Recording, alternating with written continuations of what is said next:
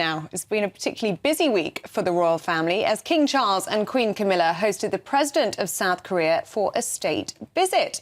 It comes as the BBC have announced a new documentary which contains exclusive behind-the-scenes footage from the run-up to their Majesty's coronation in May. The royals are also bracing themselves ahead of the release of Omid Scobie's new book, Endgame, which is released on Tuesday, which is set to unearth more of the details surrounding the dramatic exit of the Duke and Duchess of Sussex from royal life. Lots to get through, and joining me to go through all of this latest news is former BBC royal correspondent and friend of the programme, Michael Cole. Very good to see you this morning, Michael. Thank you so much for your company. Let's get into Omid Scobie's new book, shall we? Because it's on the front of most of the papers this morning. And this allegation of frostiness between Catherine and Meghan Markle ahead of that walkabout in Windsor after the Queen's death. Tell us a bit more about that. Yeah. Good morning, Ellie. Oh, my goodness, what a surprise. There was some friction between Kate and Meghan. Who would have thunk it? I mean, what a tremendous bombshell from this book by Mr. Omid Scobie, who is sometimes called the megaphone or the mouthpiece of the Sussexes, which, of course, he denies. His first book was called Finding Freedom, and it was said that the Sussexes had nothing to do with that, but then it was later discovered that they had input to that book. This book, which is published on Tuesday, called Endgame, deals with various subjects, including the fact that it's alleged that Kate has spoken more about Meghan Markle than she has spoken to her. So quite clearly, they're not the best of friends. But are we surprised by that? I think this is all a bit been there before, heard this before, same old, same old. There we are on a happier day, on the engagement day. And weren't they well received in this country? Look how welcome they were. Apparently in the book, the Duchess of Sussex says she never wants to come to Britain again. She never felt comfortable here, and she had a terribly rotten time. Well, I'm sure that's a surprise to the people who stood 20 deep in Windsor Great Park and cheered them on their wedding day.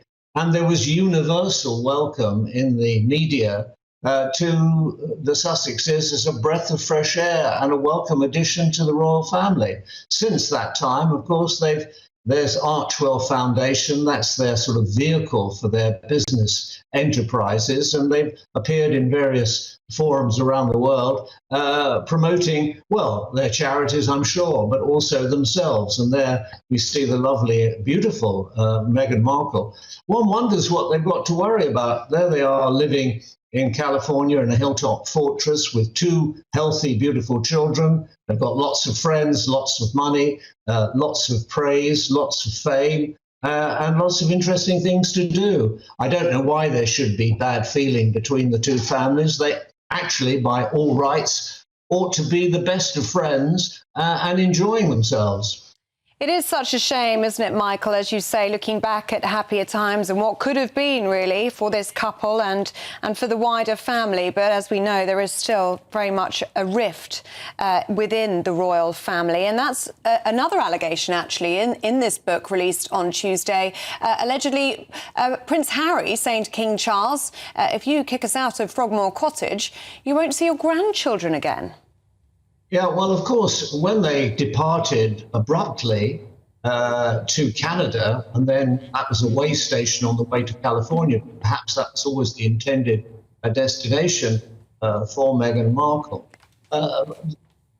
The cottage, Frogmore Cottage, hard by Windsor Castle, was vacant. And I think it was probably reasonable for His Majesty the King to say, well, you know, if you're not living here, somebody else is going to be living here. And you better vacate it. Apparently then the Prince said to his father, well, don't you want to see your grandchildren anymore? And I'm quite sure all the grandparents out there listening to this program absolutely abhor and deprecate children being used as weapons in any family dispute. There is nothing, in my view, more despicable than using your children as a weapon to win an argument. If that has happened, I'm sorry about that, because I had some respect for Harry. I liked him. And I had nothing but praise for what he did, serving 2 tours in Afghanistan, when he put himself in a dangerous position and he served his country. That's the great pity of it. He's had to give up his military positions, his titles. He's had to give up his duty. And I think that actually mattered to him, Elliot. I really do. Yeah, and I would agree with that, Michael. I think that's something that he actually still battles with to this day. Really good to see you again, Michael Cole. Always very good to have you on the programme. Thank you so much for your time.